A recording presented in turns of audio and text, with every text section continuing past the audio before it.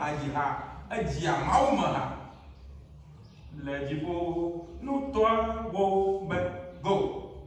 Legivo no toa wo but Zicação pela firma. Isima o dólar wo. Leva confiança e vida.